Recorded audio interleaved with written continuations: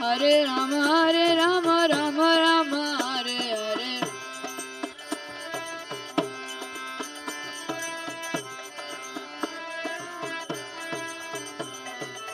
Hare Krishna, Krishna Krishna, Hare Hare. Hare Rama, Rama Rama, Hare Hare. Hare Krishna, Krishna Krishna, Hare Hare. Hare Rama, Rama Rama, Hare Hare. Hare Krishna, Krishna Krishna, Hare Hare. Hare Rama, Rama Rama, Hare Krishna Krishna, Hare Hare. Hare Rama, Rama Rama, Hare Krishna Hare Hare. Hare Rama, Rama Rama, Hare Krishna Krishna, Hare Hare. Hare Rama, Rama Rama, Hare Krishna Krishna, Hare Hare. Hare Rama, Rama Rama, Hare Hare. Hare Krishna Krishna, Hare Hare. Hare Rama, Rama Rama, Hare Krishna Krishna, Hare Hare. Hare Rama, Rama Rama, Hare Hare. Hare Krishna Hare Rama Rama Rama, Hare Krishna Krishna Krishna, Hare Hare. Hare Rama, Rama Rama, Hare Hare. Hare Krishna Krishna Krishna, Hare Rama, Hare Krishna Krishna Krishna, Hare Hare. Hare Rama, Rama Rama, Hare Hare.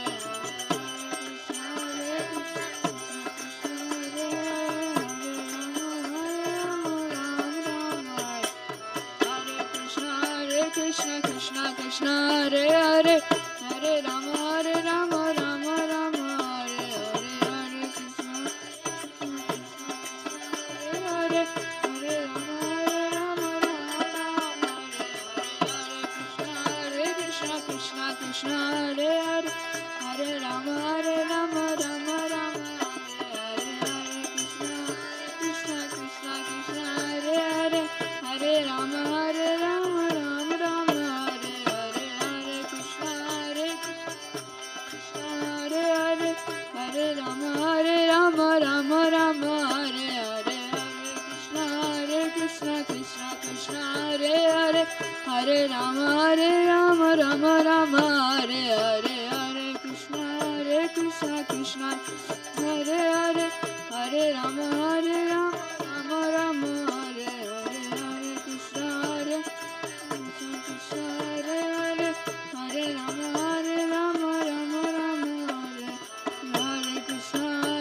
Krishna Krishna, Hare Hare. Hare Rama, Rama Rama, Hare Hare. Krishna Krishna Krishna, Hare Hare. Hare Rama, Rama Rama, Hare Hare. Hare Krishna Krishna, Hare Hare. Hare Rama, Rama Rama, Hare Hare. Krishna Krishna Krishna, Hare Hare. Hare Rama, Rama Rama, Hare Hare. Krishna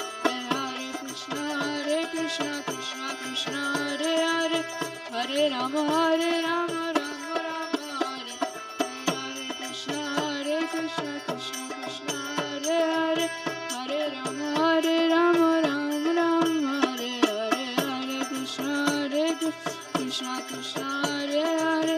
Hare Rama, Rama Rama, Hare Hare. Hare Krishna Krishna, Hare Hare. Hare Rama, Rama Rama, Hare Hare. Hare Krishna Krishna, Hare Hare. Hare Rama, Rama Rama, Hare Hare. Hare Krishna Krishna, Hare Hare. Hare Rama, Rama Rama, Hare Hare. Hare Krishna Krishna, Hare Hare. Hare Rama, Rama Rama, Hare Hare. Krishna Krishna, Hare Hare. Hare Rama, Rama Rama, Hare Hare. Krishna Krishna, Hare Hare. Hare Rama, Rama Rama, Hare Hare. Hare Krishna Krishna, Hare Hare.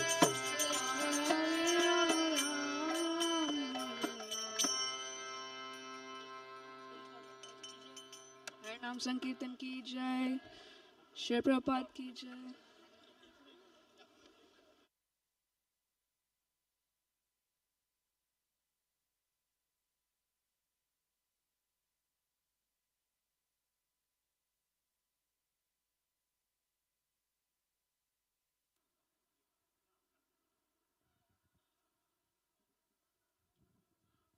So Hare Krishna to all of you. Welcome to the third day session of Srimad Bhagavatam Part and Katha,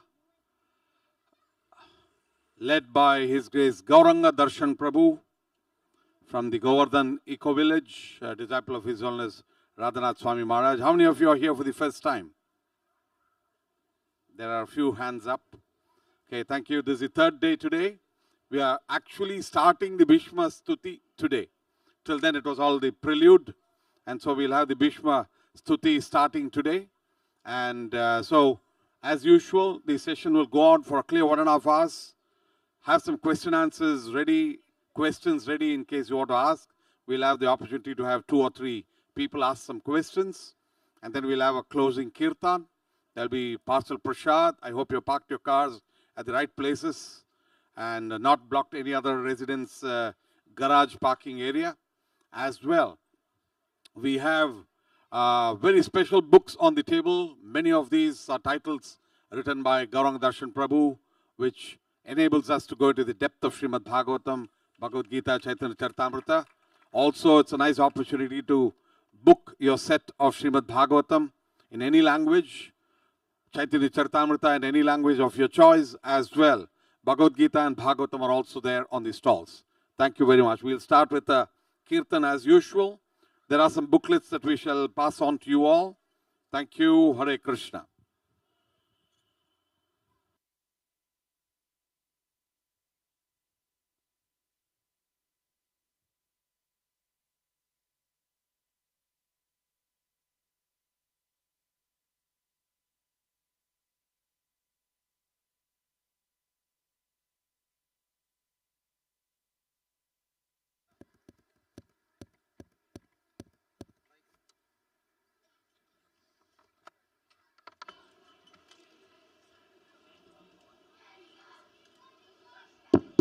Hare Krishna. Jai Radha Madhava Kunja Bihari Gopi Jana Vallabha Girivaradhari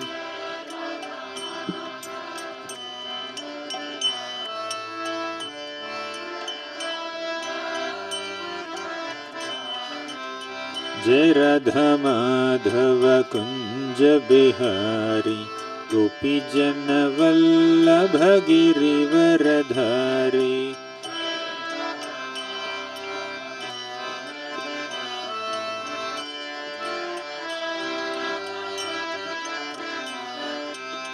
Jai Radha Madhava Kunja Bihari Gopi Jana Vallabha Girivaradhari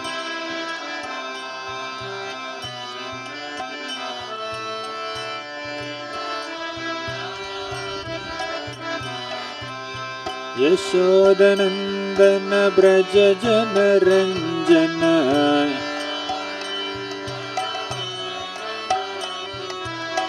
Yashodanandana Braja Jana Ranjana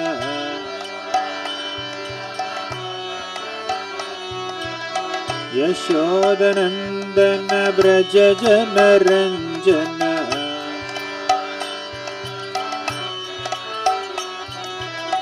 Yamuna Tiravanachari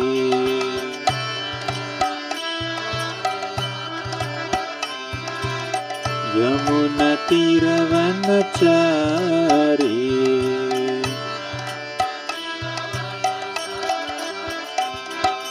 Jai Radha Madhava Kunja Bihari Gopi Jana Vallabha Girivaradhari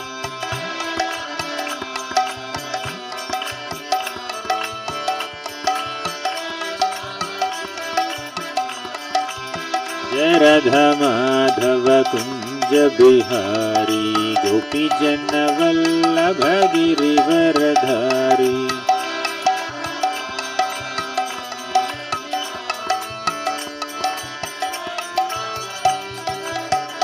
जय राधा माधव राधा माधव राधे।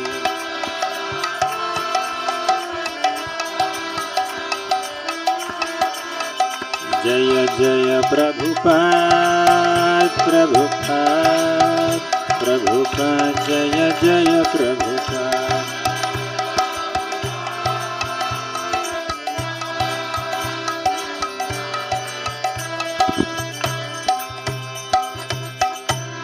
जय ओम विष्णुपाद परमहंस परिव्राजकाचार्य अष्टोत्तर शत Shrimad his divine grace अभय चरणारविंद भक्तिवेदांत स्वामी प्रभुपाद की जय। ओम विष्णुपाद परमहंस परिव्राजकाचार्य अष्टोत्तर शत Shrimad his divine grace भक्ति सिद्धांत सरस्वती ठाकुर प्रभुपाद की। नामाचार्य श्रील हरिदास ठाकुर की। प्रेम से कहो श्री कृष्ण चैतन्य प्रभु नित्यानंद श्री अद्वैत गदाधर श्रीवासादि गौर भक्तवृंद की। श्री श्री राधा कृष्ण गोप गोपीनाथ श्यामकुंड राधा कुंड गिरि गोवर्धन की। ब्रजभूमि श्री वृंदावन धाम की। पुरुषोत्तम क्षेत्र श्री जगन्नाथपुरी धाम की। गंगमयी की यमुनमयी की भक्ति देवी की तुलसी देवी की। कलियुग पावन हरिनाम संकीर्तन की। हरे कृष्ण महामंत्र की। All glories to the assembled devotees. All glories to the assembled devotees. All glories to Sri Guru and Sri Gauranga. Om Namo Bhagavate Vasudevaya.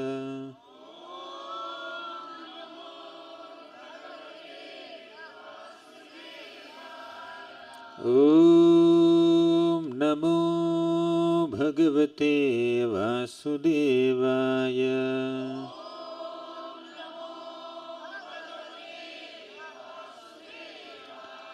Om Namo Bhagavate Vasudevaya.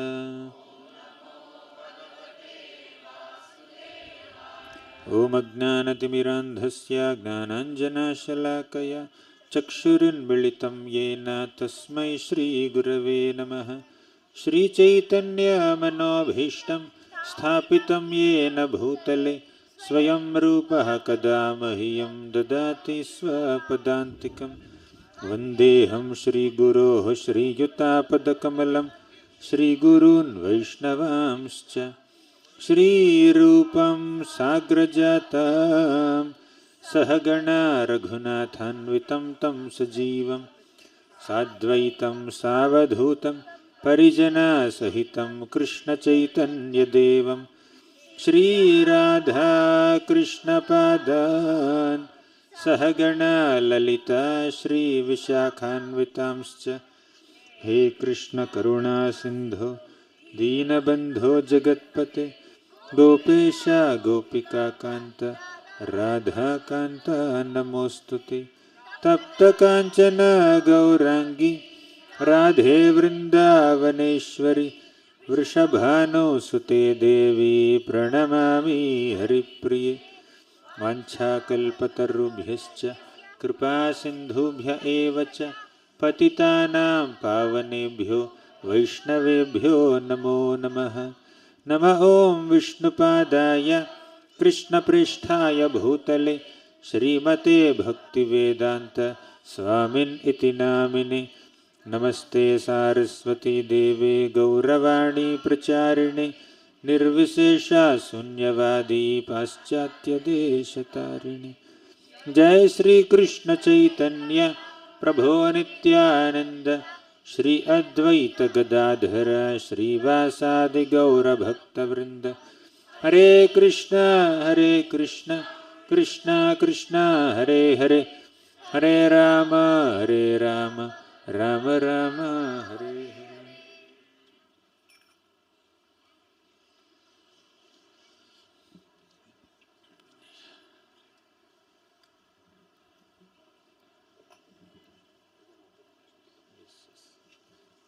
It's a bit windy today.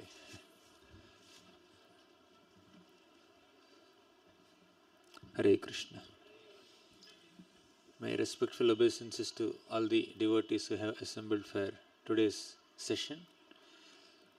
Today we'll continue the glorious teachings of Bhismadeva to his dear followers, admirers and grandchildren, the Pandavas.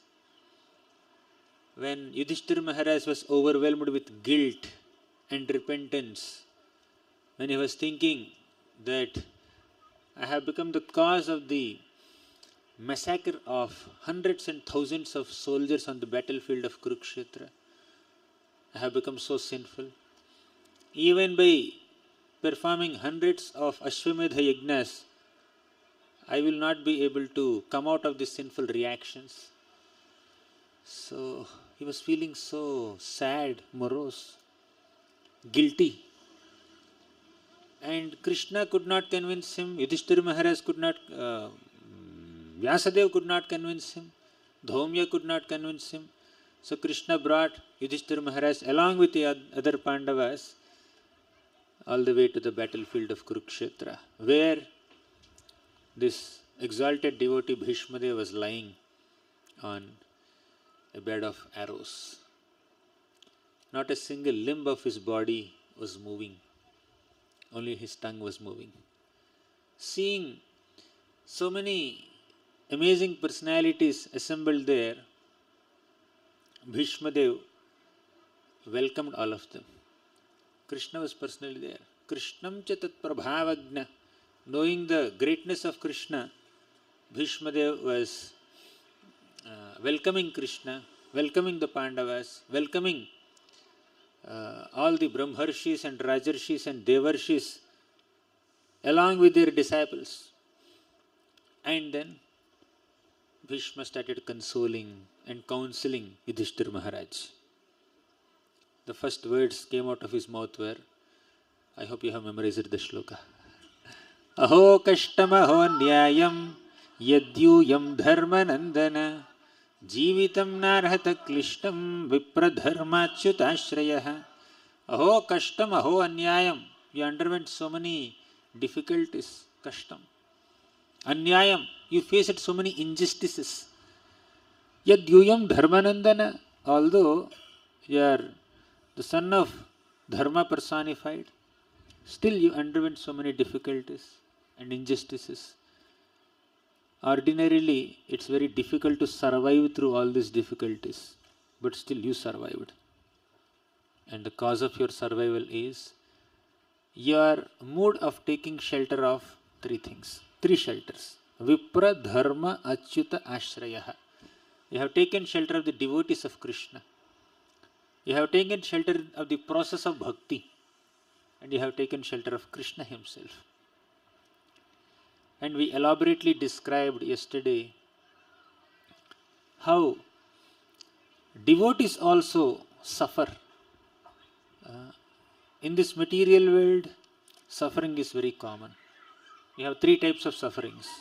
What are they? Adhyatmika, Adibhautika, Adidaivika kleshas. The misery is caused by the mind and the body. The misery is caused by other living entities. And the misery is caused by supernatural powers. There is some difficulty. So even if one is a pure devotee, one cannot escape these miseries. But one can rise above these miseries. As we discussed in the first day, Tapatrayonmulanam. Tapatraya unmulanam. When you take shelter of Srimad Bhagavatam, and when you take shelter of the teachings of Srimad Bhagavatam and try to put those teachings in practice, then you will not be affected by these tapatrayas. They exist. All the miseries, tribulations will continue to exist, but a devotee is one who is not overwhelmed by those miseries. A devotee is always fixed up in one's Krishna consciousness, always believes that Krishna is there through my ups and downs of life, and I don't have to worry. There is no need to worry.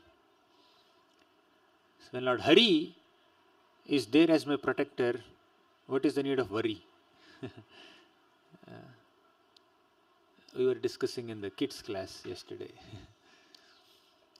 Krishna is called Hari because he steals butter, milk products, and he steals the difficulties of devotees.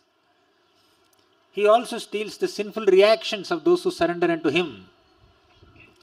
As the Prachetas offer in their prayers, Namo Namaha Klesha Vinashanaya Nirupito Daraguna Vayaya Mano Vacho Vega Purojavaya Sarvaksha Margair Agatadhvane Namaha. Namo Namaha Klesha Vinashanaya. Krishna is known as one who destroys our kleshas. Why we have kleshas in life? Yesterday we discussed. Do you remember?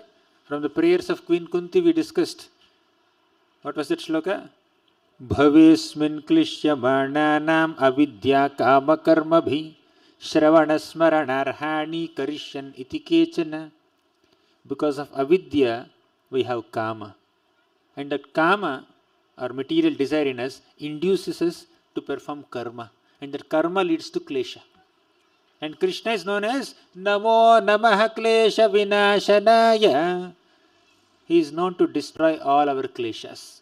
He is known to destroy all our difficulties. And the root of all these kleshas is avidya. Krishna destroys avidya by giving us Raja Vidya Raja Guhyam Pavitramidamuttamam. So by teaching us Raja Vidya, which is the king of all knowledge, which is the Bhagavad Gita, he destroys our avidya. When avidya is destroyed, there is no kama, there is no karma, there is no klesha. And this vidya is not just some speculative, mundane knowledge. The real vidya is knowledge about Krishna's nama, rupa, guna, lila, spiritual knowledge. And how do we develop that vidya? How do we develop that knowledge of Krishna's nama, rupa, guna, lila? By practicing the process of bhakti yoga. Vasudeve Bhagavati Bhakti Yoga Prayojitaha Janayatyasu Vairagyam Jnanam Chayada Haitukam. Vasudeve Bhagavati Bhakti Yoga Prayojitaha. When you perform bhakti unto Lord Vasudeva, automatically we get Jnanam and Vairagyam. Knowledge and detachment are natural products of Vasudeva Bhakti. Let's worship the Lord. The Lord will give us all vidya. He will destroy our ignorance. He will destroy our difficulties. Namo Namaha Klesha Vinashanaya Nirupito Daraguna Vayaya. Krishna is very magnanimous in destroying his difficulties. So, devotees don't undergo difficulties because of their karma. Here, Bhismadeva is saying, Aho kashtam aho nyayam yadyuyam dharmanandana. You underwent so many kashtam, means difficulties and anyayam, injustices, not because of karma. Pandavas are devotees.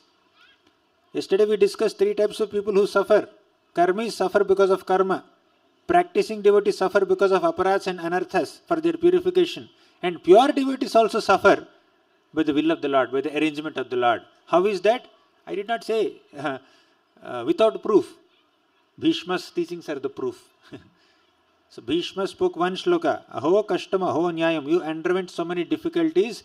Generally people undergo difficulties because of their karma.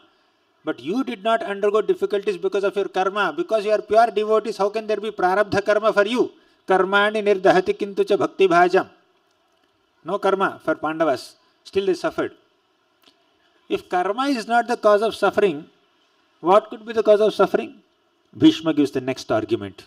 In the next sloka he says, Sarvam kalakritam manye bhavatam cha yadapriyam sapalo yadvashe loko vayo rivaghanavali. You know this shloka? Please recite. Sarvam kalakritam manye bhavatam cha yadapriyam sapalo yadvashe loko vayo rivaghanavali. Sarvam kalakritam manye. Karma is not the cause. He established in the first shloka. Right? Aho kashtam aho anyayam is not because of your prarabdha karma. So he is giving next argument. Karma is not the cause of your suffering. Kala is the cause of your suffering. It seems like that, but he will destroy this argument also. Let's focus on this shloka. Sarvam means everything. Kala kritam means caused by kala. Kala means time. Sarvam kala kritam manye. Manye means I consider that the cause of your difficulties is kala. Kala means time factor. Krishna said, who is that time? Krishna only. Kalosmi loka kshayat krit pravriddha. Kalosmi, I am the time factor. What is my mission in the form of time? Loka kshayat krit pravriddho. I cause the deterioration of everything material in this world. That's my mission as time. So when Arjuna saw this very ferocious form, very intense form of time, he became very scared. He asked Krishna, who are you in this ghastly form, in this fierce form, intolerable heat? Aneka bahudara vaktra netram pashyami tvam sarvato nantarupam nantam na madhyam na punastavadim pashyami vishveshvara vishvarupa. So in the 11th chapter of Bhagavad Gita, Krishna displayed two forms to Arjuna. One is Vishvarupa, second is Kala Rupa. Vishvarupa means he showed everything in the entire universe at one place to Arjuna. Kala Rupa means he showed the effects of Kala, time, past, present and future. He showed all the effects of Kala to Arjuna. So seeing this Vishvarupa and Kala Rupa, Arjuna was astonished. Actually he was scared. He said, close this darshan, I can't take this darshan anymore. Please close the curtain. Right? No more darshan. He only said, please show me that form that you have described. In the 10th chapter of Bhagavad Gita, Krishna said, I am everything. I'm all pervading. Yad yad vibhuti mat sattvam srimadhurjitam evava tatta devava gachatvam hamatejom shambhavam. He spoke so many of his vibhutis and said, whatever beautiful, grand, excellent that you see in this world is all because of a spark of my splendor. So Krishna said it. Oh really? Can you please show me that form by which you pervade throughout the existence? I said, okay, I'll show. Okay, special specs. Like when you are watching a 3D movie, they give you some special glasses, right? Like that, Arjuna is given a special glass, special spectacles. He had a higher vision. He was accustomed to seeing the beautiful form of Shyam Sundar with love and affection. Now, please keep that love and affection aside. Put these 3D glasses where you see the majesty, grandeur and opulence of the Lord. Then you saw the Vishvarupa and Kala Rupa. So, Kala is another form of the Lord. Kalosmi loka kshayat krit pravriddha. Now here Bhishma is saying, Sarvam kala kritam manye. Everything is happening because of Kala, time. Bhavatam cha yad apriyam. Yad apriyam. Priya means that which is dear and very pleasant. Apriya means very unpleasant. Not so dear. Not so acceptable. Sarvam kalakritam manye bhavatam cha yadapriyam. All the unpleasant circumstances that you faced in your life are because of Kala, time factor. Right? Sarvam kalakritam manye. Earlier he eliminated karma as the cause. He is now presenting another argument. Kala could be the cause. And what is the power of Kala? Sapalo yad vashe loko vayoriva ghanavali. Sapalo yad vashe loko. Loka means all the planets, planetary systems. Vashe loka means all the planets and planetary systems are under the control of time. Not just the planets and planetary systems. Sapalo. Even the rulers of these planets are also under the control of time. All the planets, along with the rulers, are always influenced by the time factor. So, similarly, you also are influenced. Sarvam kalakartam manye bhavatam chayadapriyam sapalo yad vashe loko vayor iva ghanavali. How helplessly all the planets and their rulers are controlled by time? Bhishma says, he gives a simple example. Vayoriva ghanavali, because of this vayu, wind, we are experiencing some wind now. Because of the movement of the winds, the clouds in the sky will get dispersed. A cloud cannot have that independence of staying at one place only. I like this place, I like these buildings, I like this garden, I like these people, let me stay here only. Can the cloud decide like that? No. Because of the movement of wind, the cloud has to move from one place to another place. Cloud has no independence. Sapalo yadvashe loko vayor iva ghanavalihi. Vayor iva ghanavali. Ghana means clouds. Ghanavali means hosts of clouds, means groups of clouds. Just like wind blows clouds away, time blows all the planets and even the rulers of the planets away. In the 12th canto of Srimad Bhagavatam, Mother Earth, Bhumi Devi, she is lamenting. What was the reason for her lamentation? She was thinking that 100 years back, one king came and claimed that this land is mine, this earth is mine. Ye mera hai. After few decades, another king came. He said he claimed that this land is mine. What happened to the previous king? He died. Now the third king came after a couple of years, couple of decades. He claimed that this earth is mine, this land is mine. What happened to the second king? He was killed. Then similarly, fourth king, fifth king, 10th king, like that, generation after generation, so many kings are coming and claiming, this land is mine, this land is mine. So some kings conquered other kings and took away their kingdom. And some kings naturally died and their descendants took away the kingdom. Right? For some reason or the other, no king who has claimed that this earth was his could rule that earth forever.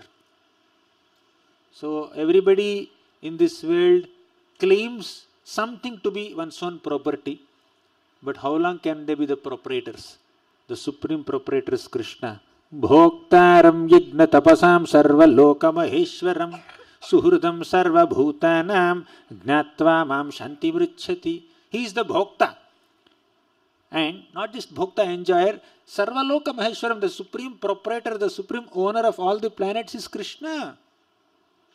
Not someone else. How long is our proprietorship over any property? Even if somebody acquires millions of dollars or unlimited property, acres of land, at the time of death, they have to leave everything. Not a single penny comes with them. Who knows? A multimillionaire in one lifetime could become a beggar or a pauper in the next lifetime. And if they have committed some sinful activities, they may not even get a human birth. They may get a non-human birth. Who knows? You know the story of Avanti Brahman? He is a very wealthy personality. He had so much wealth, so many lands. But by the passage of time, all the wealth is taken away. He lost all wealth. His relatives left him. His family members left him. His friends left him. And he was like a pauper on the street. In such a desperate situation, he took shelter of Krishna. Okay. When Krishna sees that money is a distraction in our devotional service, he will take away that money. He'll make a millionaire into a beggar. But if Krishna feels that despite having so much money, my devotees will never give up their path of bhakti, if Krishna feels confident like that, Krishna will bestow unlimited wealth. Even if so much wealth is there with him, he has self-control. He's never proud of that wealth. Right? So when Krishna feels confident, he will allow a devotee to enjoy wealth. But if Krishna feels little concerned that, oh, this devotee may be distracted in bhakti, if there is so much wealth, Krishna will take away that wealth. But whether in distress or happiness, whether in richness or poorness, devotees are those people who always surrender to Krishna. So here, our Bhishma is saying, Sarvam kalakritam manye, everything in this world is being orchestrated by time and looks like whatever unpleasant circumstances you have faced in your life, in this current life, are a product of time factor. So Bhishma is trying to establish the second cause of their suffering. First cause is karma, which is eliminated, ruled out. Second cause is kala, he is going to rule it out also now. We will come to the next sloka. But here, in this context, let me make another point, important point. time affects all common people, but time does not affect devotees. Got it? Yesterday we discussed how karma affects karmis, but karma doesn't affect bhaktas. Karma doesn't affect devotees. Right? You understood that yesterday's point? But today we are making another point. Time affects everybody, but time does not affect a devotee. Now, how can you say that? If it is 6 p.m., whether it's a devotee or not a devotee, 6 p.m. is 6 p.m. for everybody. Right? And devotee also will get white hairs. Devotee will also have wrinkles on the face. Devotee also becomes old. Devotee also becomes sick. How can you say that time doesn't affect a devotee? Yes, I am not saying this, by the way. Bhagavatam is saying this. Bhagavatam says that with the rising and setting of sun, Ayur harati vaipumsam udyannastam chayannasau tasyarte yat kshano nita uttama vartaya.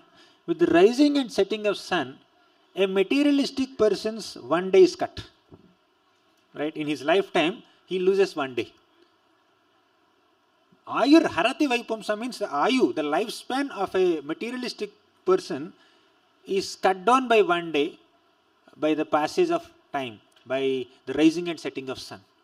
However, in the case of devotee who is accustomed to hearing the glories of Krishna, his ayu is not coming down in one sense. How can we say like that? The answer is like this.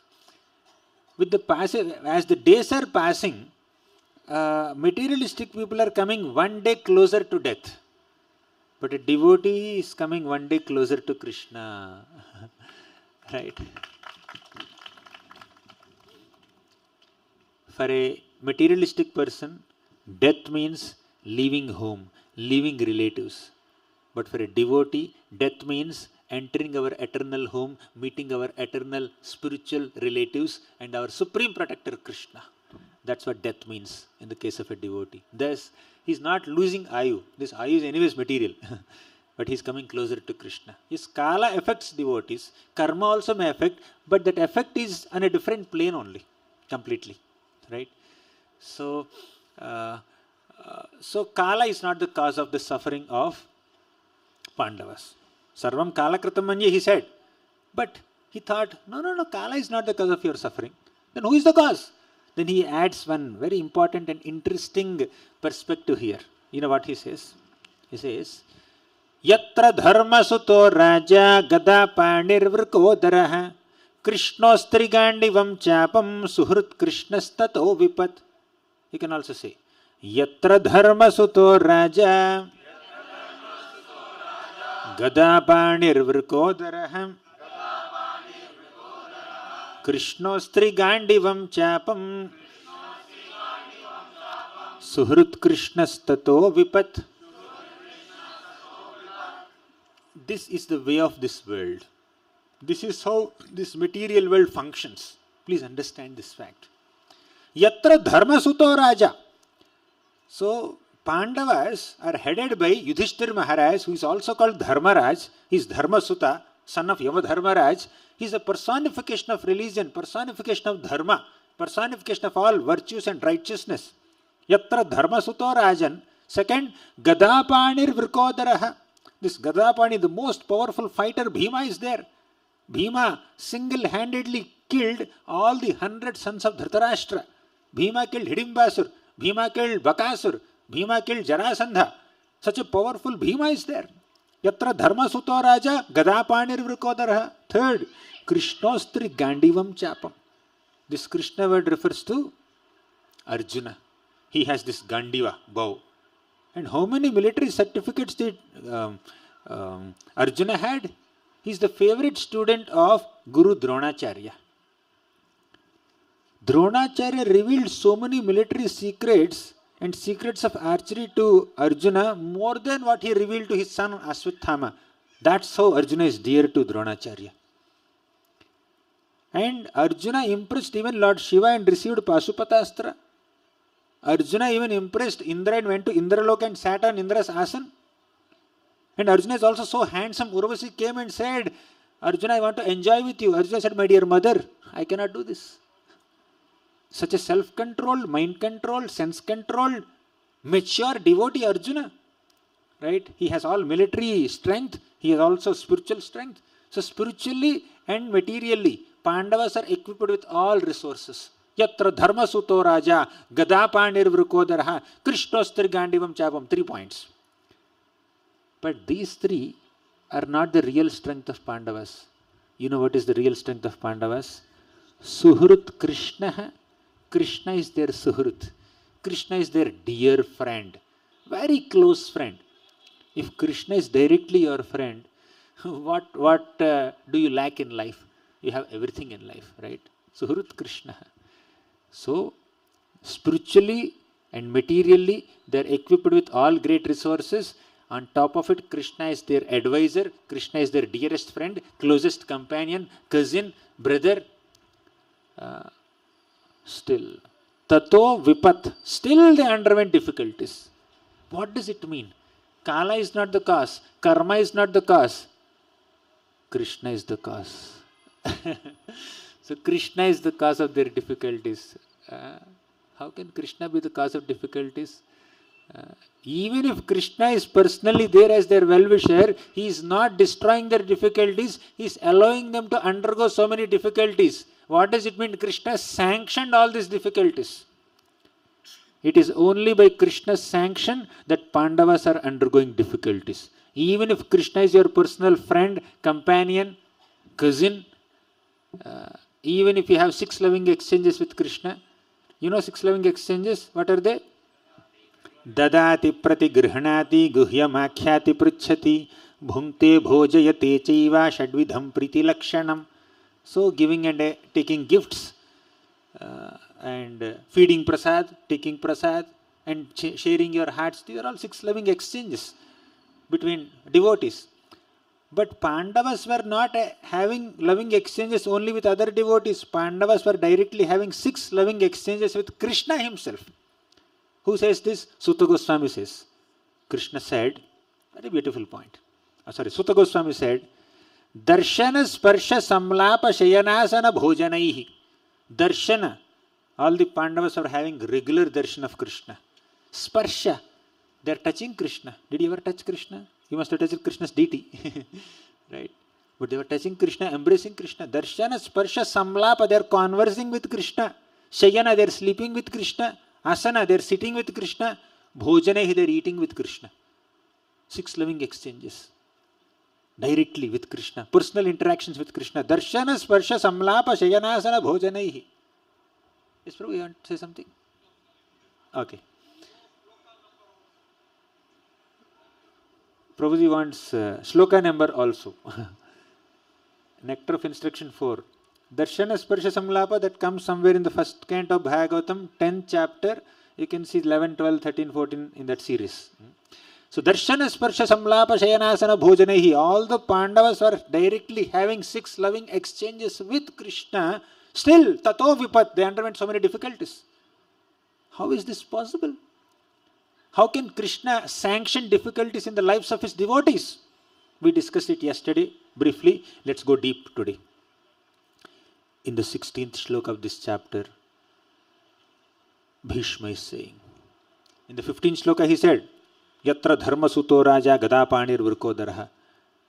In the 16th shloka he is saying that Nahyasya karhichit rajan puman veda vidhitsitam yadvijignasaya yukta muhyanti kavayopihi. Recite. Nahyasya karhichit rajan puman veda vidhitsitam yadvijignasaya yukta muhyanti kavayopihi. Nahyasya karhichit rajan puman veda vidhichitam. Krishna's plans cannot be understood. Now we just said some time back, how can Krishna sanction difficulties in the lives of his devotees? How can Krishna even approve that? We can answer it in multiple ways, but Bhishma's way of answering is, you can't understand. You can't understand why Krishna arranges difficulties for devotees. We can understand to some degree, but you cannot understand completely. Right? understanding Krishna's heart completely is not so easy. Yesterday we understood to some degree. We said that Krishna wanted to announce the faith levels of his devotees to the whole world. Krishna wanted to declare that even if I subject my devotees to hundreds and thousands of tribulations, they will never lose their faith in me. So, pure devotees are undergoing suffering. Second, if there are a series of pleasant circumstances, life may become a little monotonous. If there is some difficulty, and after difficulty, when there is some pleasant circumstance, then life will be more exciting. Love of Krishna is experienced in two ways. You know what are they? Vipralambha and Sambhoga. Vipralambha means the pain of separation. Sambhoga means the joy of union. So love of Krishna is experienced by joyfully meeting him and painfully getting separated from him. Therefore, whether it is in Vrindavan or Hastinapur or Dwaraka or wherever, Krishna creates some difficulties in the lives of devotees. And actual difficulties are not like losing money, property, this and that. The real difficulty in the life of a devotee is separation from Krishna. Right? The real difficulty in the life of a devotee is separation from Krishna. Krishna creates the difficulty. Even in the life of gopis, Krishna creates this separation. Right? So, why Krishna creates that separation? Because when you are separated from the beloved, when you are away from someone whom you love so much, that separation will intensify your remembrance of the devotee, remembrance of that beloved personality. Lord or devotee.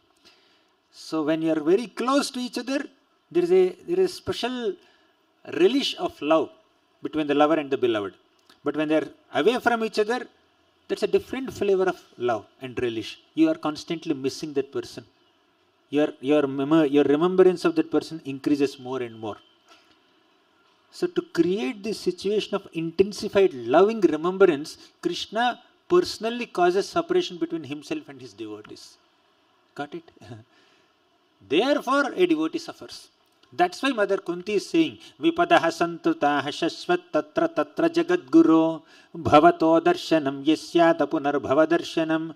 Whenever we are experiencing some difficulties, Krishna, you came and gave us darshan. Thank you so much. So, that situation of separation is paving a way to another situation of union with you, meeting with you. So, if a calamity is giving me an opportunity to meet with Krishna, let that calamity come again and again. Calamity is not the calamity there. The real calamity in the heart of a devotee is separation from Krishna. A devotee cannot tolerate separation from Krishna. Devotee can tolerate if the house is set on fire. Devotee can tolerate if the devotee is poisoned.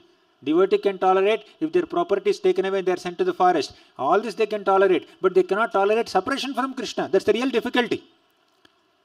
So whenever there is difficulty, these devotees, Pandavas, remember Krishna.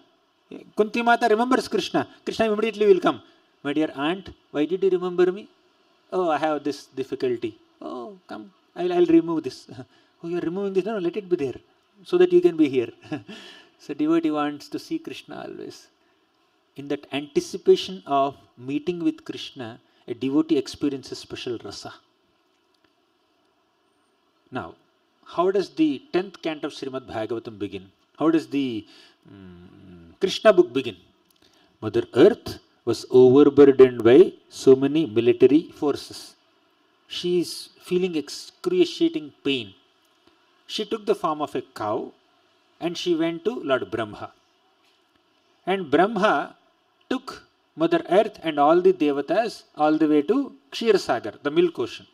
And there he offered Purusha Sukta prayers. Sahasra Sirsha Purushaha Sahasrakshas Sahasrapat Sabhumim Vishvato Vritva Atyatishta Dashangulam Purusha Evedagum Sarvam Yadbhutam Yascha Bhavyam. In this way, our Brahma is offering prayers, Purusha Sukta prayers. Then he gets a message, wireless message. Vishnu is not visible, but Vishnu sends a message. Very soon Krishna is going to descend on earth planet in the Yadu dynasty. All of you devatas also take different positions, different roles in the Yadu dynasty. He gets a message. And eventually Krishna descends on Earth planet and he relieves the burden of Mother Earth. Why Krishna has to descend on the Earth planet to relieve her burden? Can't he do that while sitting in Vaikuntha? Can't he do that while sitting in Goloka? Huh? Just think about it. Simple logic, right? So Krishna could have relieved the difficulties of Mother Earth by destroying all the demons without even taking any human form. He need not descend as a human, as Ramachandra or Krishna or any other form on this planet. He need not do it, right? He could have killed Ravana or Kumbhakarna or Aghasur, Bakasur, Vatsasur, Vyomasur, Keshi, Kamsa, Kuvalayapida, Chanura, Mushtika, Shala, Toshala, Kota. He could have killed all these demons like this. Why he has to come as a human child here and he has to fight with them for hours together with some demons and then kill and then relieve the burden of the earth one by one? Like he took 125 years to relieve the burden of earth. Right? Finally, he relieved the burden of earth in the Kurukshetra war through his devotees. Why he took a century? He could have done it in 100 minutes or 100 seconds. Why he took 100 years? You may have this question. But that's how rasa exchange is. So whenever devotees are facing difficulties, please understand the devotee is having a special rasa with Krishna. Mother Earth becomes desperate and she is dependent on the Lord. And she goes and offers prayers with great intensity. And the Lord comes to descend, comes on the earth and he takes for some human form and performs very enchanting pastimes. And then he leaves and Mother Earth is filled with the memories of the Lord. And when Krishna departs from this world, Mother Earth is not thinking that, oh, Krishna went away. She's not thinking that, oh, thanks Krishna, you have come and relieved me of my burden. Thank you very much, bye bye. He's not saying that. Krishna could have stayed for a longer time. For Krishna to stay for a longer time, if more difficulties are required, I don't mind. That's her mood, right? So devotees are always looking for darshan of Krishna, association of Krishna, not exactly relieving some material difficulties. Material difficulties anyways temporary. Agama apayino anityaha. That doesn't bother them. And they don't want Krishna only to relieve them from this burden, from the difficulty. That's not their only outlook. That Krishna doesn't have anything else to do or what? Except relieving your difficulty, financial problems and health problems, this problem, that problem. He has many things to do.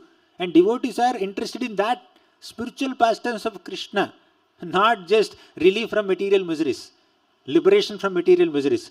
Liberation from material miseries, liberation from the cycle of birth and death are not at all aspirations of a devotee. They want to serve Krishna. They want association of Krishna. They want to see Krishna. They want to witness Krishna's pastimes. They want to assist in Krishna's pastimes. That's what they want. Therefore, relief from miseries is a very, very basic way of connecting with the Lord. That's what Krishna said. Arto jignasur artharthi gnani cha bharatarshabha. Artha bhakta is not a shuddha bhakta. He's a relief seeker. Mandir gaya to shanti milta hai. Some people just want relief. That's why they go to the temple. No other reason. And some people want money.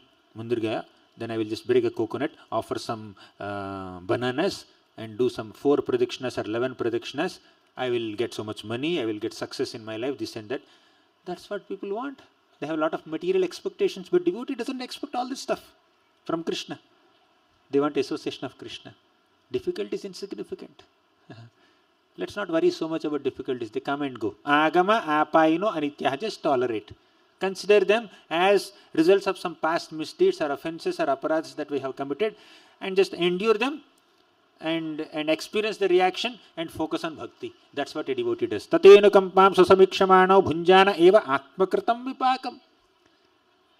Mother Earth, when Krishna departed from this world, you know what she was saying?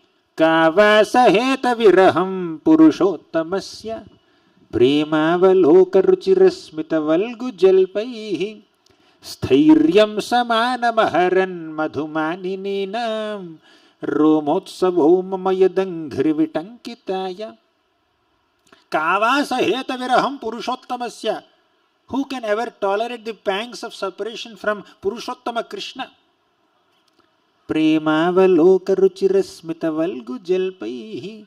Premavaloka means Krishna's loving glances. Ruchirasmita means his pleasant smiles. Valgujalpai means his hearty conversations. Premavaloka ruchirasmita valgujalpai sthiryam samanamaharan madhumaninina. Mother Earth is remembering all these sweet exchanges that Krishna had with his sweethearts like Satyabhama and many other devotees, and she's recollecting, oh, when Krishna was there on my surface, he was doing all these loving pastimes. Now I'm missing them.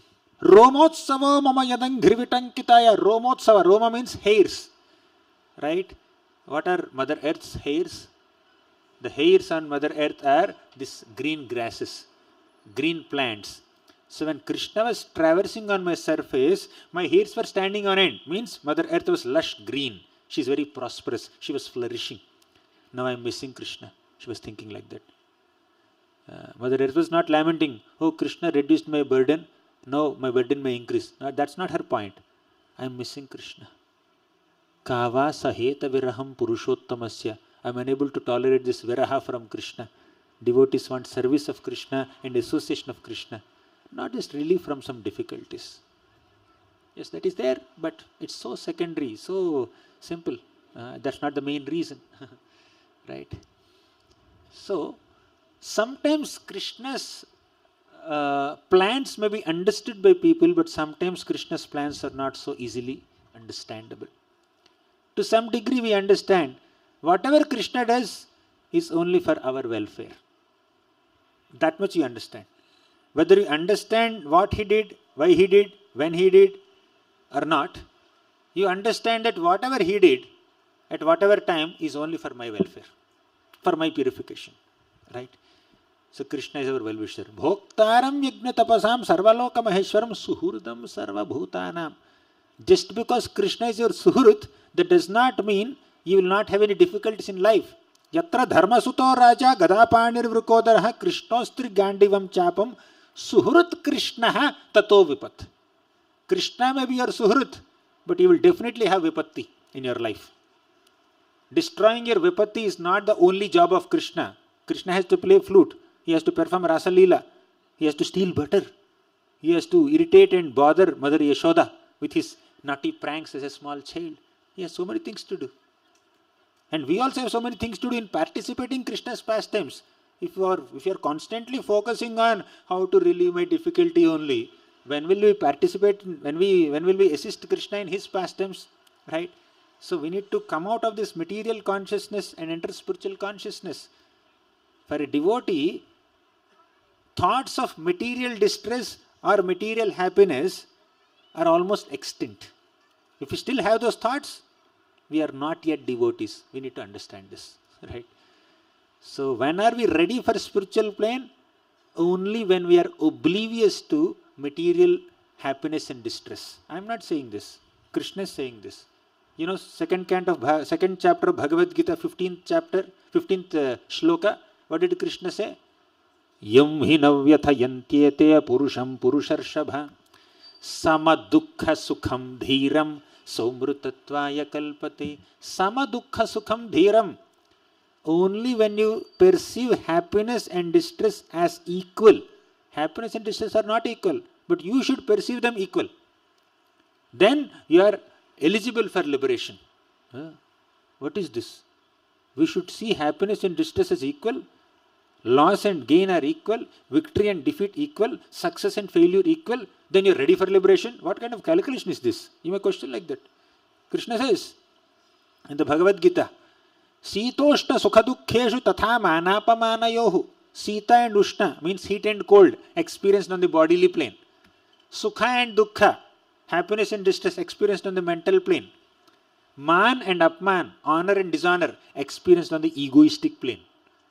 See all of them equally. What is the logic behind seeing these two opposite dualities equal? Because they are temporary, they are material, ultimately speaking, they are of no relevance to your life. Right? Once I was caught in a heavy traffic jam. I was about to miss my flight. Why? There is a red light on the street, on the lane, and you can't move ahead. Car was stuck. for a long time. Somehow, I took a local train and managed to reach the airport. I boarded the airplane and looked into the window. Then I saw cars, trains.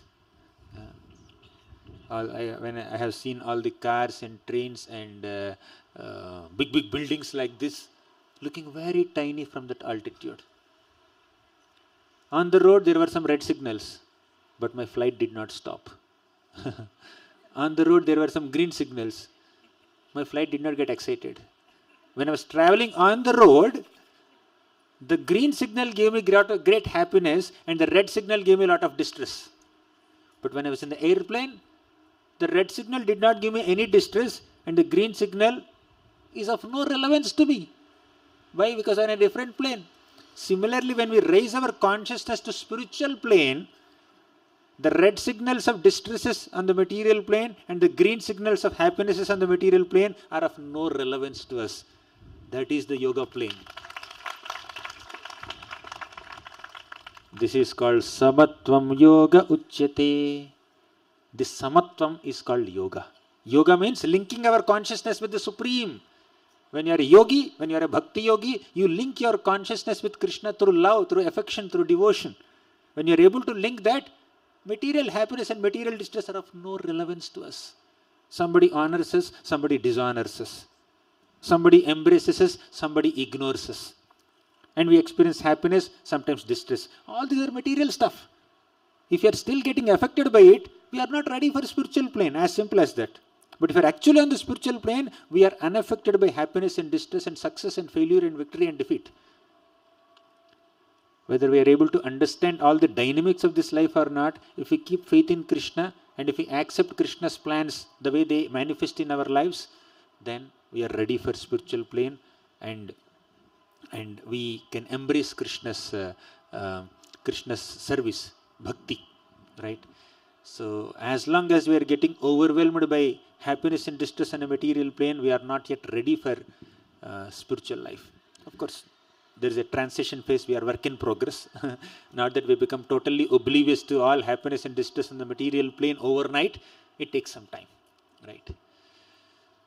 So, to conclude, our Bhishma said, Nahi yasya karhi chitrajan puman veda vidhitsitam yadvijignasa yayukta muhyanti kavayopihi.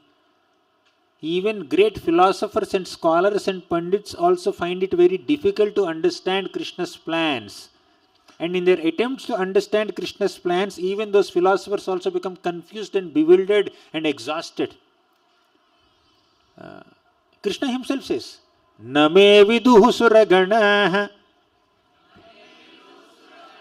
prabhavam namaharshayah ahamadirhi devanam maharshinam cha sarvashah. Name viduhu suraganaha prabhavam namaharshayah. Even great devatas and maharshis also cannot understand me.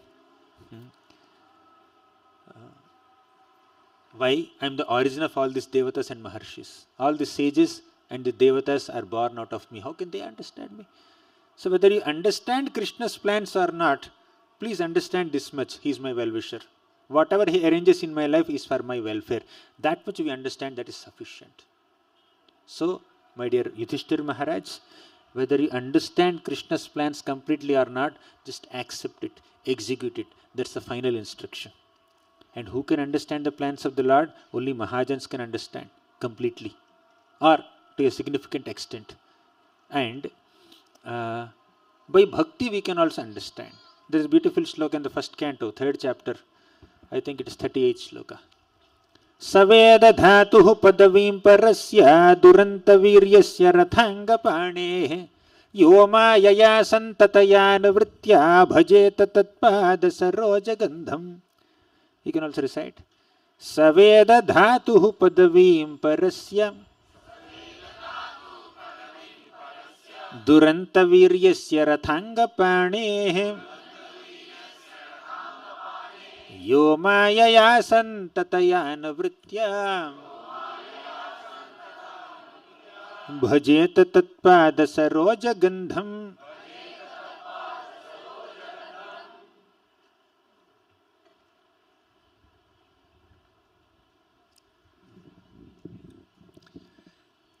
Sutta Goswami is saying.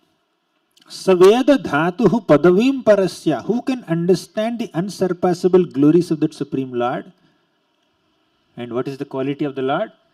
Duranta viryasya rathanga pane. That Lord who holds a rathanga. Rathanga means the chariot wheel. Ratha means chariot. Anga means a part of the chariot, and here it refers to the wheel. Rathanga pani means one who holds a chariot wheel in his hand. That is Krishna. So, Duranta viryasya rathanga pane. Who can understand the unsurpassable glories of the rathanga pani Krishna? The answer is given in the third line. Very important. You can memorize this shloka. If it is difficult for you to learn this shloka, just learn the third line. First, Yo amayaya. Amayaya means without any reservations. Second, Santataya means without any interruptions. No breaks. Anuvritya means with a favorable intention. Somewhat similar to Anyabhilashta Sunyam Shloka. So one who renders service to Krishna without any reservations, without any interruptions, and with a favorable intention, such people can easily understand the Lord. If you are not understanding Krishna's plans, please understand that we don't have sufficient favorable attitude towards Krishna. Our service to Krishna is not very consistent. Or we still have some reservations to serve Krishna. That's why we are unable to understand. Some people expect to understand everything that Krishna said, to understand everything that is there in Bhagavatam. Please understand that Bhagavatam is not understood just by your intelligence, just by your research, just by your scholarship. Bhagavatam knowledge is not a product of your research, it's a product of revelation. Krishna will reveal that knowledge to you in proportion to your service attitude, in proportion to your favorable intentions in bhakti. Without favorable intentions, without consistent practice of bhakti, without dedication and without surrender, we cannot understand Srimad Bhagavatam, which is the heart of Krishna, which is Krishna. You may be very intelligent, you may be scholarly from a material perspective, you know Sanskrit grammar also probably, but that is not a qualification. That's neither a qualification nor a disqualification to understand Krishna. Yad vijignasaya yukta muhyanti kavayopihi. Even great pandits and scholars also get bewildered in their attempts to understand Krishna. How can we expect to understand Krishna with just by our intellectual gymnastics with very poor and inconsistent sadhana, dozing off in their japa? Not possible. Not that possible. So, whether you understand Krishna, Krishna's plans and Krishna Tattva completely or not, just understand this much: Krishna is my well-wisher. He loves me more than anyone else loves me in this entire creation. And in my purest state of consciousness, I love Krishna more than anyone else. This much we need to understand. This is the realization that we need to get. Therefore, Bhishma concludes in the last shloka. Tasmadidam daivatantram. This is the concluding shloka of that section where Bhishma is consoling our Yudhishthira Maharaj. Bhishma is consoling Yudhishthira Maharaj, right? The counseling session is going to end now. From the next shloka, we have glorification section. Stuti actually begins from the next shloka. So Bhishma does his stuti of Krishna in two phases. One phase is general glorification of Krishna. Then again, Bhishma gets into giving some important teachings to Yudhishthira Maharaj. Dana dharma, raja dharma, stri dharma, this dharma, that dharma, all these dharmas he gives. Then he starts another set of stuti that we are going to discuss in the next 3-4 days. Right? So now concluding shloka of his counseling session. Tasmadidam daivatantram vyavasya bharatarshapha tasyanu natha natha pahi prajah prabho. Tasmad idam daivatantram. This is daivatantra. Means it's an arrangement of the Lord. It's planned by the Lord. You don't understand. Kurukshetra battle is planned by the Lord. It is daivatantram. And you participating in this war and killing hundreds and thousands of lakhs of soldiers on the battlefield of Kurukshetra is also planned by the Lord. You should not worry so much about it. Tasmadidam Daivatantram. He says simply, Natha Pahi Prajah Prabhu. Oh Prabhu, Yudhishthira Maharaj is not my grandson now. He is Prabhu. He is the master of Hastinapur kingdom. So far the Prabhu is, who is that Prabhu? Dhritarashtra Prabhu. Now he is not Prabhu. Yudhishthira Maharaj is Prabhu. Better Prabhu has come here. Oh my dear Prabhu, Natha Pahi Prajah Prabhu, please protect your citizens. Citizens are waiting for you. So far the citizens of Hastinapur were tormented by Duryodhan, Dushyasan, Karna, Shakuni, supported by this blind king Dhritarashtra. Now that government is gone. New government has come. Yudhishthira Maharaj government. This is Dharma government. Dharma government. And how does Yudhishthira Maharaj rule? Nishamya Bhishmoktam Atha Chutoktam. Yudhishthira Maharaj rules his citizens in accordance with the teachings of Bhishma and Achyuta. Whatever Bhishma is going to teach Yudhishthira Maharaj now, and whatever Krishna is going to teach, and whatever Krishna had taught earlier, based on those principles, coming from a Mahajan, Bhishma and the Supreme Lord Krishna directly, Bhishma will rule. Yudhishthira Maharaj will rule. So, a king or a leader is supposed to uphold the principles of great saints and Krishna. And that's how they need to lead people. So, with this, Yudhishthira Maharaj, Bhishma concludes consoling Yudhishthira Maharaj and preparing him for his responsibility of ruling the kingdom. Now Bhishma diverts his attention towards Krishna and starts glorifying Krishna. Of course, this glorification of Krishna also is a part of Bhishma's talk to Yudhishthira Maharaj. Bhishma is speaking to Yudhishthira only, but here he is going to speak about Krishna to Yudhishthira Maharaj. But in the next set of stuti that we are going to discuss maybe tomorrow, there Bhishma directly talks to Krishna only. It's not in third person. It's directly he speaks to him. He completely withdraws his mind from all other engagements and focuses only on Krishna. Now let's see what Bhishma had to say about Krishna to Yudhishthira Maharaj. He says, Yesha vai Bhagavan Sakshat Adyo Narayana Puman Mohayan Mayaya Lokam Gudhascharati Vrishnishu Yesha vai Bhagavan Sakshat. This personality wearing yellow dhoti and with a bluish complexion, with such a sweet smile on his face, you know who is he? Yesha vai Bhagavan Sakshat. He is Sakshat Bhagavan. Krishnastu Bhagavan Swayam. He is not an ordinary personality. Don't misunderstand him. Yesha vai Bhagavan Sakshat. Krishna looks so beautiful. Seeing his charming beauty and very approachable demeanor, people will just think that, oh, he's an ordinary personality or a friend. Sucharu Vaktra Mandalam Sukarna Ratna Kundalam Sucharchitanga Chandanam Namami Nandanandanam. Sucharu Vaktra Mandalam. So Krishna's face is so charu, beautiful. Sukarna Ratna Kundalam. He wears very beautiful earrings. Sucharchitanga Chandanam Namami Nandanandanam. His body is nicely smeared with sandalwood pulp, and that is Nandanandana Krishna. So where Krishna is looking very sweet, and people will forget that he is God, especially in Vrindavan. Not only Krishna's godhood is not acknowledged in Vrindavan, sometimes even outside Vrindavan also, either in Dwaraka or Mathura or Hastinapur, his intimate associates tend to believe that Krishna is their associate, Krishna is their relative, Krishna is their cousin, Krishna is their family member, Krishna is their brother or son or friend or whatever, chariot driver, etc. They forget that he is God. But Bhismadeva is reminding Yudhishthira Maharaj, Yesha vai Bhagavan Sakshat, don't forget that he is Bhagavan. In Damodar Leela, Krishna kept aside his godhood. And he agreed to be bound by Mother Yashoda's rope around his belly. Right?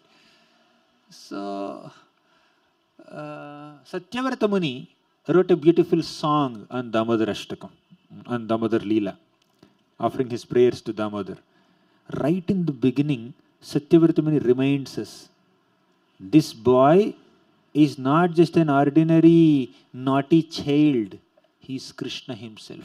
He is the Supreme Lord. He is Ishvara. He says, Namam Ishwaram Satchidananda Rupam Lasat Kundalam Gokule Bhrajamanam. Namami Ishwaram Satchidananda Rupam. He is Ishvara directly. Satchidananda Rupa. Although he is crying, Rudantam Muhurnetra Yugmam Rijantam, all this crying, don't misunderstand him. He is Satchidananda Rupa only. If he is Ananda Rupa, Satchidananda Rupa, if he is Sat, why is he speaking lies? If he is Ananda, why is he crying? Why is he having tears in his eyes? With both his ears, both his eyes. Even if he is crying, he is Satchidananda. Even if he is lying, he is Satchidananda. He is absolute truth. He is Paramasatyam. He is reminding us. Because the typical nature of a conditioned soul in this world is to take even Krishna for granted. Whenever the Lord appears in a human form in this world, people take him for granted. Hey, Krishna, I know him. He's not so great. People find fault with Krishna. People criticize Krishna. People claim that Krishna has done adharma by inspiring Bhima to hit the thigh of Duryodhan. It is not dharma. What is dharma? Dharmam to sakshat bhagavat pranitam. Whatever the Lord says, whatever the Lord does is dharma. How can you say the Lord is not following dharma? Whatever he does is dharma. Whatever he does, whether it fits into your logic or not, whether it aligns with your rational thinking or not, whatever Krishna does is dharma. Right? Dharmam to sakshat bhagavat pranitam. People don't understand this. Right? So they have to be reminded. And here is Bhishma reminding the Pandavas. Not that Pandavas took Krishna for granted, but still, sometimes they may just get carried away with their family relationship and they may forget that Krishna is God. When Krishna exhibited Vishwarupa and Kala Rupa, Arjuna said, Krishna, you have exhibited this Rupa, I have joked with you, I pulled your legs, I did so many things in our intimate dealings, so please forgive me, please forgive me. He says sorry. You remember in the 11th chapter Bhagavad Gita, Arjuna says sorry to Krishna. Of course, Krishna did not like that sorry. Krishna liked Arjuna's pulling of legs and all his jovial conversations more. If a pure devotee forgets Krishna's godhood and becomes more intimate with Krishna, then Krishna likes it. Right? Because he doesn't like reverence as much as he loves loving dealings. So anyways, here Bhishma is saying, Esha vai bhagavan sakshat adyo narayana puman. Adyo narayana puman. He is Adi of Narayana also. Right? So he is not only Bhagavan. Many people can be called Bhagavan. What kind of Bhagavan? Indra is Bhagavan, Chandra is Bhagavan. Narada Muni is sometimes called Bhagavan, Brahma is Bhagavan, Shiva is Bhagavan. So many Bhagavans are there. But this Bhagavan is special. Adyo Narayana Puman. He is the Adi of Narayana also. So he is non-different from Narayana. This Krishna. Eshavai Bhagavan Sakshat Adyo Narayana Puman and Mohayan Mayaya Lokam Godhascharati Vrishnisu. Mohayan means he is bewildering this Lokam, this common people, by wandering as a Vrishni. He appeared in the Vrishni dynasty. He is introducing himself to people in this world as a member of Vrishni dynasty, and that's how he is bewildering the minds of people. And sometimes the Yadus, the Vrishnis also feel that he's one amongst us. You know, where did Moon took birth from ocean. And fishes also live in ocean. During Samudra Manthan, moon appeared, right? So moon took birth from ocean and fishes also live in the ocean. So sometimes fishes think that moon and we are same. Where is moon and where is the fish? Moon is there and fish is here. Similarly, where are Yadus and where is Krishna? Sometimes Yadus think that Krishna is one amongst themselves, right? So Mohayan Maya Lokam, it is Krishna's Maya. Krishna bewilders people and makes them think that he's ordinary, but he's not ordinary. So please understand this. This is what our dear Bhishma is reminding to Yudhishthira Maharaj. Not that he has forgotten, but through Yudhishthira Maharaj he is reminding to all of us. Yam Brahma Varunendra Rudra Marutah Stunvanti Divyaistavaihi Vedaihi Sangapadakramopanisadaihi Gayanti Yam Samagaha Dhyanavasthita Tadgatena Manasa Pashyanti Yam Yogino Yasyantam na vidursura suraganaha devaya tasmai namaha Yam Brahma Varunendra Rudra Marutah Stunvanti Divyaihi Stavaihi. Great devatas like Brahma, Indra, Chandra, Varuna, Vayu, Shiva, all these great devatas come together and glorify Krishna in Divya Stava, transcendental praises. Vedaihi Sangapadakramopanisadaihi Gayanti Yam Samagaha. So Bhagavatam says that all the Vedas and all the Upanishads are glorifying Krishna's glories. They are praising Krishna. Dhyana avasthita tadgatena manasa pashyanti yam yogino. In their dhyana avastha, in their deep meditation, all the yogis are meditating on Krishna actually, nobody else. Right? Yasyantam na vidursura suraganaha devaya tasmai namaha. There is no anta, there is no end to this glorification of Krishna. There is no end to the glories of Krishna. All the devatas and asuras, all these people can never understand the extent of Krishna's glories. That is Krishna. So Bhishma is glorifying Krishna in this way. Bhishma did not stop there. He said in the next shloka, Asyanubhavam Bhagavan. You can recite the 19th shloka. Asyanubhavam Bhagavan Veda Guhyatamam Shivaha Devarshirnaradaha Sakshat Bhagavan Kapilo Nrupam Asyanubhavam Bhagavan Veda Guhyatamam Shiva Devarshirnaradaha Sakshat Bhagavan Kapilo Nrupam. Bhishma is saying that I am explaining to you, I am describing to you that Krishna is the Supreme Lord, but it's not just my description only. So many Mahajans also admit this. Who are the Mahajans we have discussed on the first day? Swayam Bhurnaradaha Shambhu Kamaraha Kapilo Manuhu Prahalado Janako Bhishmo Balir Vayyasaki Vayam. So we have seen 12 Mahajans. So Bhishma is saying that not only me, many other great personalities are also explaining that Krishna is the Supreme Lord. He says, Asyanu Bhavam Bhagavan Veda Guhyatamam Shivaha. Devarshir Naradaha Sakshat. Sakshat Devarshi Narada also said this. Shiva also claimed this. And he says, Bhagavan Kapilo Nrupa. Even Kapila Bhagavan also said that Krishna is the original Bhagavan. Krishna is the Bhagavan Swayam. So Krishna's godhood is acknowledged and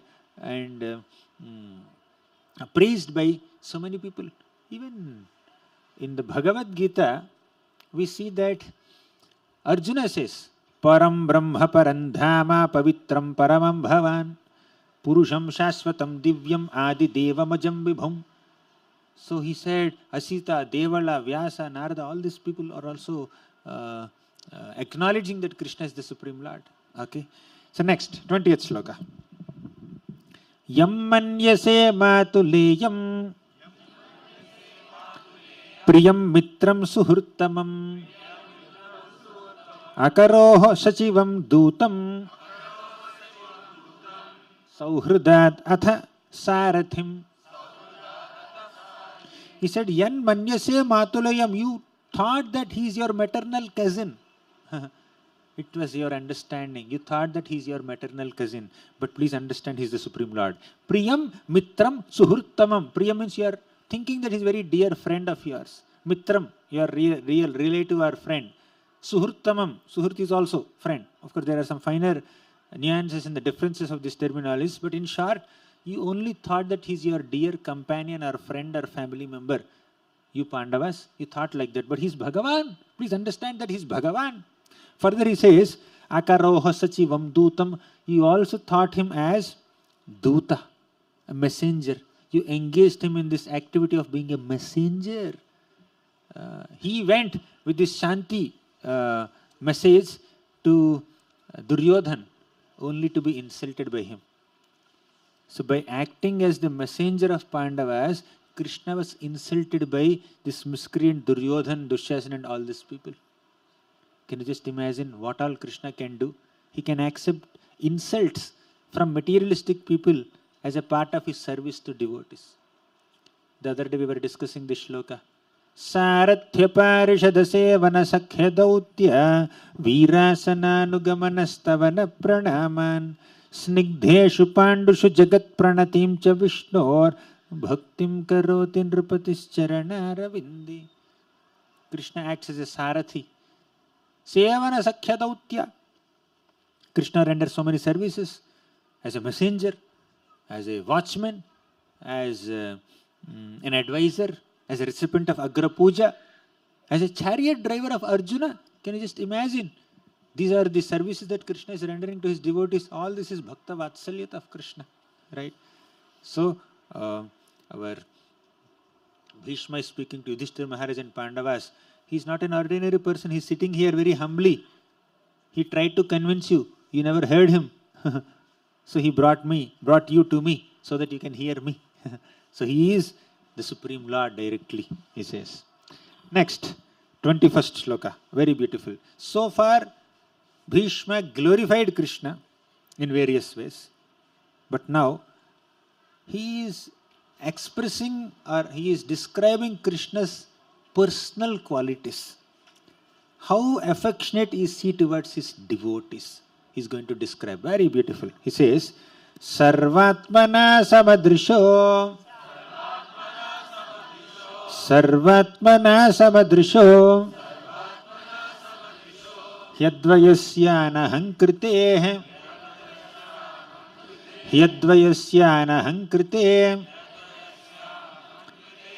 Tatkritam mati vaishamyam Niravadyasya knakvachit Sarvatmana samadrisho. Sarvatmana means Krishna is the super soul of all living beings. He stays as the Paramatma within the hearts of all living entities. Sarvatmana. Samadrisho. Samadrisha means he is equal to everyone. Samadrisho. Krishna said in the Bhagavad Gita, 9th chapter. Samoham sarva bhuteshu name dveshyosti na priyah ye bhajinti tumam bhaktya mayite teshu chapyaham. Samoham sarva bhuteshu, I am equal to all. Name dveshyosti, I don't hate anyone. Na priyah, I don't hold anyone specially dear to me. Name dveshyosti na priyah. But ye bhajinti tumam bhaktya, if someone specifically worships me, mayite teshu chapyaham, I am there in them, they are there in me. Means I am especially inclined towards my devotees, all them equal to all. What is this? He is equal to all, but his special inclination to devotees. It's very clear he is partial. Right?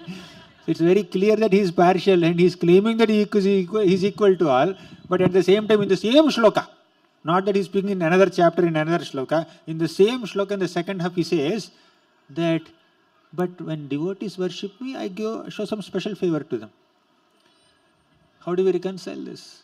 A teacher gives the same lecture to all the students in the class.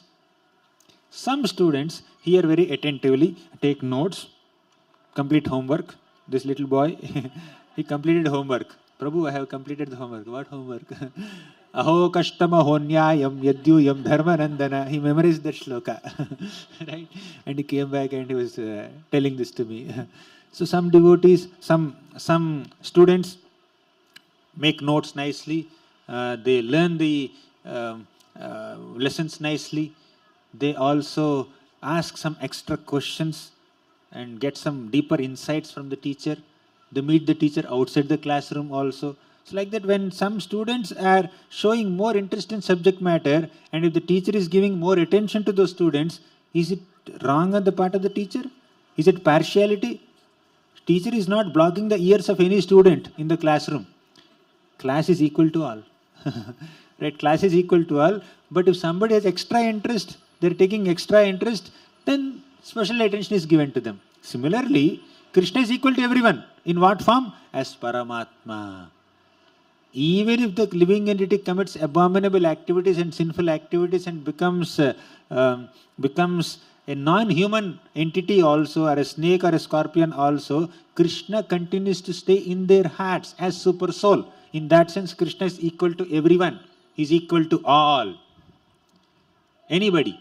Krishna stays within the hearts of every single living entity. Sarvasya cha aham hridi sannivishto mattaha smritir jnanam apohanam cha. Ishvaraha sarva bhutanam hriddeshe arjuna tishtati.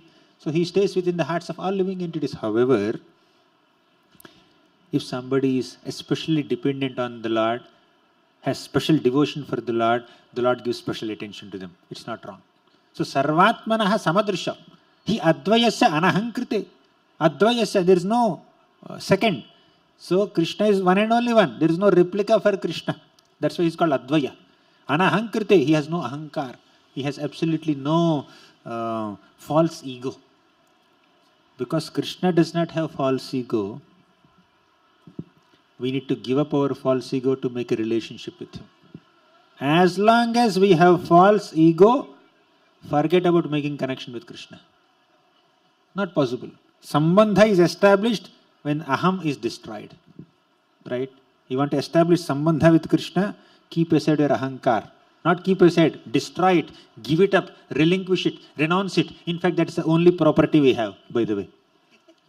Prabhupada says, in the third canto of Bhagavatam, Prabhupada says, just because somebody gives up a big palace and enters the forest, you cannot call him a renunciant. Because palace doesn't belong to him, forest also doesn't belong to him. He just changed his GPS location. He just changed his care of address. That does not mean he is a renunciant. What belongs to him? False ego belongs to him. If one gives up false ego, then he is called a renunciant. Who is a true renunciant? One who has no false ego. Anahankrite. Yattad vishuddhanubhavamatramekam swatejasa dhvasta gunavyavastham pratyak prashantam sudhiyopalambhanam hyanama rupam niraham prapadye. Hanumanji says this shloka. Very beautiful shloka. Hanumanji speaks in the 5th canto of Srimad Bhagavatam. Yattad vishuddhanubhavamatramekam. Vishuddha anubhavamatramekam means those who have pure consciousness can only experience Krishna or Ram. Swatejasa dhvasta gunavyavastham. By the Lord's powers, he can completely destroy this gunavyavastha. What is vyavastha? Arrangement. Who made this arrangement? Guna. The 3 gunas, sattvagun, rajogun, tamogun. So these 3 gunas together created a big vyavastha here in this material world.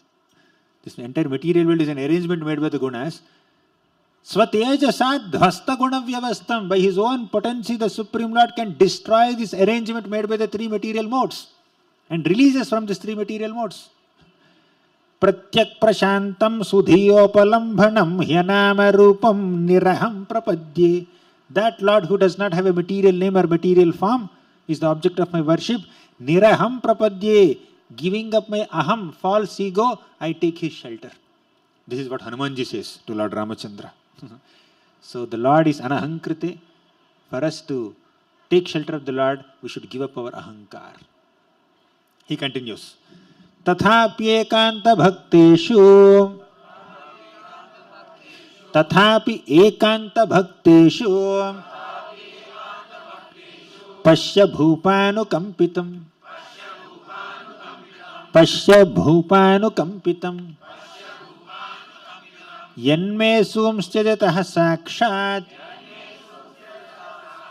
Krishna darshanamagataha. Krishna darshanamagataha. Please say this. He's becoming more and more personal love. Krishna's glories are described in the last 3-4 shlokas by Bhismadeva. Now he says, Tathapi, still, although Krishna is so glorious, Ekanta Bhakteshu, how much attention he gives to Ekanta Bhaktas. Ekanta Bhakta means a devotee who has one-pointed devotion to Krishna. Tathapi Ekanta Bhakteshu Pashya Bhupanukampitam. Oh Bhupa. Bhupa means one who rules earth. Bhu means Bhumi, Pa means one who does palan. So Bhupa means a king who rules this earth. Oh my dear King Yudhishthir Maharaj, look at the mercy of Krishna. Pashya Bhupanukampitam Tathapi Ekanta Bhakteshu Pashya Bhupanukampitam. Look at the unparalleled, unflinching mercy, anukampa of Krishna upon someone who is an Ekanta Bhakta. Bhishma is considering himself Ekanta Bhakta, which he is. Tathapi Ekanta Bhakteshu Pashya Bhupanukampitam Yanme assumes Tyajataha Sakshat. At this critical time, crucial time where I am giving up my asu. Asu means life. I am about to give up my life. When I am about to give up my life, he has come here. Krishna Darshanamagataha. Krishna has personally come at the time of my departure. Krishna said in the Bhagavad Gita to Arjuna, Antakale cha mameva Smaran muktva kalevaram yah prayati samadbhavam yati nastyatra samshayah. Antakale cha mameva. At the time of death, if someone remembers me and gives up his body, this body, they will definitely reach Krishna. Krishna promised it. Now here is Bhishma, who is about to depart from this world, and Krishna personally came there. It's not that Bhishma is doing some smaran alone. Krishna personally came to give him darshan. Krishna darshanam agataha. He has come. Many people think that, please hear this very carefully. Many people think that Bhishma has been waiting for the auspicious time of Uttarayan to give up his body. Because he had this Ichha Mrityu Varadan, he can give up his body whenever he wants. And he has been waiting for Uttarayana time to come so that he can give up his body. Even Bhagavatam also says that. This auspicious Uttarayan time came and Bhishma prepared himself to leave this body. But Bhishma was not waiting for Uttarayana time, by the way. In the same chapter from which we have quoted this sloka, right? Aham, what is that? Antakale cha mameva smaran muktva kalevaram. Which chapter is this? 8th chapter. Towards the end of 8th chapter, Krishna spoke. What will happen if somebody leaves the body in Uttarayana? What will happen if somebody leaves the body in Dakshinayana? Clear? Shukla Paksha, Krishna Paksha, all this he spoke. But after completing all this analysis, Krishna said, for a devotee, whether it is Uttarayana or Dakshinayana, it doesn't matter. And Bhishma is not just a devotee, he is a Mahajan. Why would he wait for Uttarayana? He was not waiting for Uttarayana. He was not waiting for Uttarayana Kala. He is waiting for Uttarayana, who is also called Krishna, or Krishna, who is also called Uttarayana. Why is Krishna called Uttarayana? Uttara is mother, Uttara, who is the wife of Abhimanyu and mother of Parikshit Maharaj. Ayana means shelter. Krishna is also called Uttarayana because he has given shelter to Mother Uttara and he has taken shelter of Mother Uttara. When Uttara came to Krishna, Pahi Pahi Mahayogin Deva Deva Jagatpate Na Anyam Tadabhayam Pashe Jatra Murtiho Parasparam. When she came with this prayer, Krishna entered into her womb and taken her shelter. Isn't it? He took the shelter of Mother Uttara's womb. Or he has given shelter to Mother Uttara when he asked for shelter. Therefore, Krishna is called Uttarayana and Bhishma is waiting for this Uttarayana, not the Uttarayana Kala. He says, Krishna darshanamagataha tathapi ekanta bhakteshu pasya bhupanukampitam. Oh my dear Yudhishthir Maharaj, look at the unparalleled mercy of Krishna. Pasya bhupa anukampitam. Look at this mercy of Krishna. Knowing that his dear devotee Ekanta Bhakta is giving up his body, Krishna has come here to give him darshan. How merciful Krishna is. Bhishma is expressing his profound gratitude to Krishna. Right? Who is an Ekanta Bhakta? Gajendra says. You can recite this shloka once again. Tathapi Ekanta Bhakteshu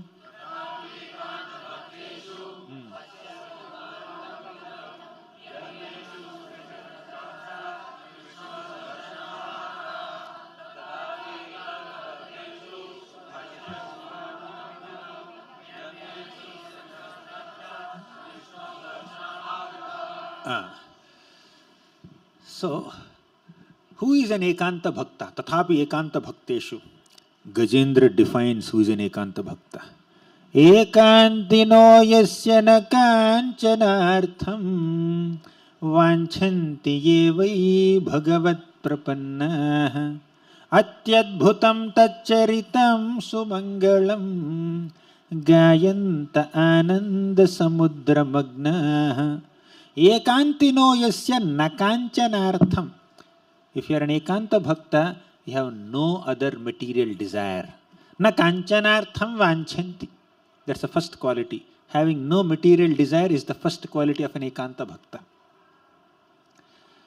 Ekantino yasya na kanchanartham vanchanti yevai bhagavat prapanna. The devotees are, Ekanta Bhaktas are bhagavat prapanna. They have completely taken shelter of Bhagavan. Atyadbhutam tacharitam sumangalam gayanta ananda samudra magnaha. These Ekanta Bhaktas are constantly immersed in singing the glories of Krishna. They're immersed in an ocean of happiness. And where does that happiness come from? By exclusively singing the glories of the Lord. So, just going little, going beyond Bhagavatam, going to Vrindavana Mahimamrita, just one shloka just comes to my mind. It says, if we go to Vrindavan Dham, you will get this Ekanta Bhakti, this special exclusive devotion to Krishna you can get in Vrindavan Dham. Sri Krishna Ekanta Bhavam Kvanu Sakala Jano Vasyamapnotya Yatnat Krishna Syascharya Sima Parama Bhagavataha Kutra Leelartha Murtihi Kutratya Krishna Padam Bhuja Bhajana Mahananda Samrajya Kashtha Bhratar Vakshye Rahasyam Srunu Sakalamidam Srila Vrindavanetram. So, Sri Krishna Ekanta Bhavam. This Ekanta Bhava means one and only Krishna, no one else. This one-pointed devotion to Krishna is available in Vrindavan Dham. If you take shelter of Vrindavan Dham, then we'll get this mood of exclusive devotion towards Krishna. Right? So, anyways, coming back to Bhishma. Tathapi Ekanta Bhakteshu Pasya Bhupanukampitam. See, the Lord is so merciful. Oh, Yudhishthira Maharaj, look at how merciful the Lord is. He has come here to give me his darshan just before I depart from this world. He's extremely merciful. And giving up the shelter of that merciful Krishna,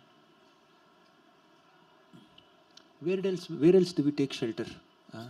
Is there anyone else who is capable of giving shelter as much as Krishna does? Yesterday, we were discussing one shloka from Kulashekar Alvar's Mukundamala Stotra. Krishno Rakshatuno Jagatraya Guru Krishnam Navadhvam Sada. And that same Kulashekar Alvar, in the same book Mukundamala Stotra, he says, Nathe naha purushottame trijagatam ekadhipe chetasa sevye swasya padasya datari pare narayane tishtati Yam kanchit purushadhamam katipaya grameshamalparthadam sevayai mrugaya mahena ramaho mudhavarakavayam Nathenaha purushottame trijagatam ekadhipe chetasa. That Supreme Lord Krishna is the Natha, is the proprietor, is the master of all the three worlds. Nathenaha purushottame trijagatam ekadhipe chetasa. Eka adhipe chetasa sevye. He is one and only master, and even if you serve that master Krishna, even in your mind, chetasa sevye. Swasya padasya datari pare narayane tishtati. If you offer service to Krishna, service to Narayana, service to Vishnu, even in your mind, you know what will he give? He will give you a position in the spiritual world. Narayane tishtati, the place where Narayana is personally staying, he will take you there. And even if your service is in your imagination, in your own mind, you know that devotee who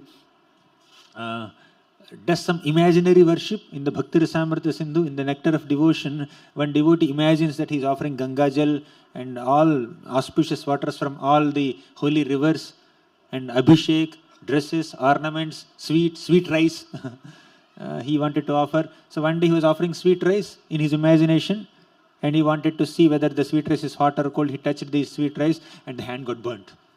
He cooked the sweet rice in imagination. He touched the sweet rice in imagination, but his hand is actually burnt. Then immediately Vaikuntha airplane came there to take him to Vaikuntha. Not imagination, reality. His service was in imagination, but his position in Vaikuntha was reality. The Lord has actually given him a position. Sevye swasya padasya datari pare narayane tishtati yam kanchit purushadhamam katipaya grameshamalparthadam sevayai mrugaya mahena ramaho mudhavarakavayam. Giving up this Purushottama, people in this world serve Purushadhamas. Purushottama is best of all men. Purushadhama means worst of all men. Gramesham alparthadam. These Purushadhamas are like Gramesha. Sometimes they may be wealthy landlords. Alparthadam, for a meager amount of salary, they go and then serve them, thinking that they are the masters, ignoring the original master, Krishna. How merciful is this master? A devotee, an Ekanta Bhakta is giving up his body. He has personally come here to establish his glory, to tell the whole world how glorious Bhismadeva is. Krishna has personally come and taking a low profile, sitting in the class of Bhismadeva. Bhishma is giving lecture. Sloka after sloka he is quoting. Krishna is sitting and hearing. No dialogues for Krishna in this scene. No hero will accept for this role. When you are going to some hero to book him for a movie, he says, what are my dialogues? How much screen space do I have? You don't have anything to do. All other characters will take care. You are hero, but other characters will do the needful. All screen space is given to them. In any scene, they will have more dialogues. You have to just give expressions. That's all. Will any hero sign up for that? Can he be called as hero? But here is the hero who makes his devotees heroes. That's why he's hero. Supreme hero, Krishna. Right? So Bhishma glorified the Lord like this and thanked him. Then further, in the 23rd shloka, it's mentioned, Bhaktya Veshya Mano Yasmin Vacha Yannama Kirtayan Tyajan Kalevaram Yogi Muchyate Kama Karma Bhihim Bhaktya Veshya Mano Yasmin. Mind has to be absorbed in bhakti. Bhakti Aveshya Mano. Your mind is totally overwhelmed or overpowered by devotional emotions. Bhaktya Aveshya Mano Yasmin Vachayan Nama Kirtayan. Mind is absorbed in a devotional mood, devotional attitude, and Vacha. Words are completely dedicated to Nama Kirtan, just glorifying the Lord's Nama. Vachayan Nama Kirtayan. Then Tyajan Kalevaram Yogi. In this mood, where you absorb your mind in Krishna's thoughts, words in chanting Krishna's names, then in such a mood, if you give up your body, Tyajan Kalevaram Yogi, you know what happens? Muchyate Kama Karma Bhi. Your Kama is destroyed, Karma is destroyed, Klesha is destroyed. You are there at the lotus feet of Krishna. This is the way of giving up life. And this is what our dear Bhishma is saying. Now my plan is to give up my body in a devotional meditation. What's the time now? 8:30? 8:35. There are some very beautiful and important shlokas to cover, but we will do it tomorrow. I think this is a very good conclusion for today's class. So tomorrow we will see few more meditations of Bhishma, and we will very briefly discuss what he taught Yudhishthira Maharaj. In Bhagavatam it doesn't mention so much, but we'll just go through the contents table. Then we'll start actual Bhishma Stuti, Itimati Rupal Kalpita with Krishna. So with this, I'll conclude. Basically today, we have seen how Bhishma consoled and counseled Yudhishthira Maharaj, and how Bhishma described the glories of Lord Krishna to Yudhishthira Maharaj. And he felt an overwhelming feeling of gratitude towards Krishna for being personally present at the time of his departure. So these are some highlights of today's discussion. I'll conclude here. Granthara Shrimad Bhagavatam ki jai, Srila Prabhupada ki jai.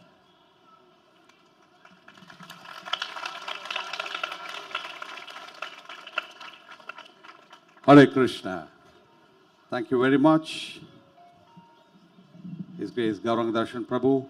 We'll have time for a few questions. And just before we go to the questions, I would just need 3 minutes of your attention. Because to get all this wonderful analytics from the scriptures, we have very beautiful books that Prabhu has published, which are at the back of the hall. Do not miss the opportunity. Hare Krishna. You all enjoyed for 3 days the wonderful classes of Prabhuji. Another 4 days and Prabhuji will be gone. What will happen then? Have you ever thought about it? So Prabhuji has been so merciful. I just remembering my college days. So in college hostels, students spend 80% of time in masti, all fun. And then suddenly exam will come. And then suddenly you'll run around for preparing. And then what will happen? You look for good students who are taking notes, sincere notes. And there are very good students who write very beautiful notes, in blogs, flowcharts, and very detailed, all summaries and all that. But some of the students won't share the notes because you'll get more marks than them. Okay. But there are some perfect students who take perfect notes and very good at heart and they'll share. So Prabhuji is one perfect student like this. He sincerely studied all the scriptures under his Guru Maharaj. He took beautiful notes, he preserved it, and then he took the efforts to publish it in beautiful books and which is available here. And that is his mercy. And if we come here, if we hear everything, but don't take that mercy and take those books, then we're going to miss a lot. Now you'll ask us, why do you want these books? I'll give you an example. 25 years ago, the human attention span was 12 seconds. Now the human attention span is 8 seconds. You know what is the human attention span of the attention span of goldfish? 9 seconds. So we don't have attention span because constantly mobile WhatsApp. That's the problem. Our memory is gone down. 25 years ago, we could remember at least 10 to 20 phone numbers. Now we cannot. We need to refer to that. So our memory is gone. Our attention span is gone. Our intelligence is gone. And when you study shlokas, Nityam Bhagavad say you study 1 shloka, 2 shloka, 3. 10th day, you will not remember what you studied on the first day. Can you connect it? No, you cannot connect it. So that's the problem with all of us Baddha Jivas. But the beautiful thing about Prabhuji's books is that he's given chapter summaries. He's connecting, linking shlokas to the previous shlokas and other areas. And there are various flow charts, summaries, bullet points. And with this, you can deeply understand the shlokas. So we are here in Krishna consciousness, whether you say Jai Shri Krishna or say Hare Krishna. We all come here, we have faith, that's why we came. We also need to take philosophy. Faith and philosophy goes together. And for this, we need to study scriptures very dutifully, very rich, and this will help us. So my humble request is, please come to the bookstall. Okay, books are running out. If you don't get it, we'll get it to you in 1 or 2 days. But please take it. Go and study scripture sincerely, deeply, understand it. And when the final exam comes, at the point of death, we remember Krishna, in a very loving manner. That is the whole objective. So please come and take the books and go back home, back to Godhead in this lifetime. Thank you. Hare Krishna. Hare Krishna. Thank you, Nikatma Prabhu. Thank you everyone. Actually, if it is written that Prabhupada gave us many things. Okay? Srila Prabhupada ki, His Grace Gauranga Darshan Prabhu ki. So Prabhupada gave us many things, kirtan, prasadam, class, whatever. But it is said, it's written also, that however, Prabhupada's best contribution is his books. Is it correct, Prabhu? Yes. So, what do the books do? Okay. The books develop the ruchi in us. The ruchi to love Krishna. Because Krishna is described very vividly by his devotees only. So please pick up any book, so that you can get attracted to Krishna and hooked on to Krishna. Thank you very much. We will have some questions. Hari Bol. Thank you. Hare Krishna. Thank you. It's now time for question answers, please. Hare Krishna. Sunil Madhav Prabhu, are you here? Okay. Hare Krishna. Thank you. Questions. Hare Krishna, Prabhu. Please accept my humble obeisances. All glories to Srila Prabhupada. Every Hare day. Krishna. Don't give the mic to the same person every day. Thank you. Move. Somebody Prabhu. else. Hare Krishna. Yes, Hare Krishna, Prabhuji. Thank you for the class, Prabhuji. You said this one point that renunciation means the renunciation of your false ego. So usually if you ask somebody, they think we are very simple, हमारा तो कोई ego ही नहीं है. So how do you know that how much are we covered by false ego? What is the parameter? Ego is subtler than intelligence. We have our subtle body has three parts, right? Mind, intelligence and ego. So ego is subtler than intelligence. With our intelligence we try to understand everything, but sometimes we may not be able to understand the functionings of our ego. But by genuine, careful introspection, we can understand how we are egoistic. And also, we need to take shelter of those people whose intelligence is above our ego, whose intelligence level is superior to our ego. So they will tell us, "Arey, you are getting egoistic, you are becoming proud." So we need to give some liberty to other devotees to correct us. So then we can detect that we have some ego. By using little common sense and introspection, we can understand. But sometimes when it becomes too subtle, we need to take help from other devotees. Then we can understand. Hare Krishna. Hare Krishna. Prabhu, Hare Krishna. Hare Krishna. Prabhu, I want to know how to have correct knowledge at given situation, the sense of mind, the presence of mind at given situation in this material world. Like we all are here. So we have daily new assignments, new works, new challenges. So that time, presence of mind at given situation, which will help us in making correct decision in right way. Yesterday someone asked a similar question. I was saying we can act appropriately or respond appropriately on the spur of the moment when we have right kind of practice. When we sincerely practice the process of bhakti, that bhakti process will equip us with the necessary maturity to respond to situations and act in situations appropriately, suitably. Basically, the whole process of bhakti will help us. And as a part of the process of bhakti, we associate with devotees who are wiser than us. We can take guidance from them. As a part of bhakti, we study scriptures. We get some wisdom. We get some knowledge. With that knowledge, we can act appropriately. So, to have presence of mind, to take intelligent and logical decisions properly, so we need guidance of wise devotees and books of wisdom, shastras, then we can act appropriately. Okay. Thank you. Hare Krishna. Next question. Hare Krishna, Prabhu. Please accept my humble voice. Please accept my humble obeisances. Prabhuji, you were telling about how devotees are overwhelmed with the devotion. How we can get the trace of overwhelming with the devotion in day-to-day life? And Yes, overwhelming devotion or emotion for Krishna is the bhava platform. But for us to attain bhava, we need to do sadhana. Sadhana bhakti means that devotional service we perform according to the scriptural rules and regulations, scriptural prescriptions and prohibitions.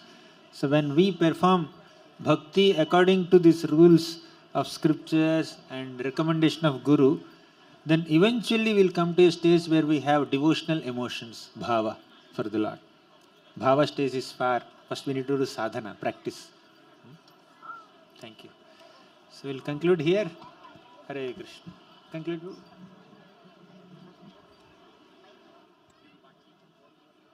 Can I request Paripurna Radha Devi Dasi Mataji to come here with Nandu? Thank you. Hare Krishna. Thank you very much, Gauranga Darshan Prabhu. Thank you to all the devotees who are here. We have a lot of stalwarts, Sindhi Mahajans who are here, as my father used to say. And I would also like to quickly introduce my mother, Paripurna Radha Devi Dasi Mataji, who came to Dubai only to possibly stay for the Bhagavatam Katha. For the last 2 days, she could not come. She managed to make it today. She is traveling out tomorrow.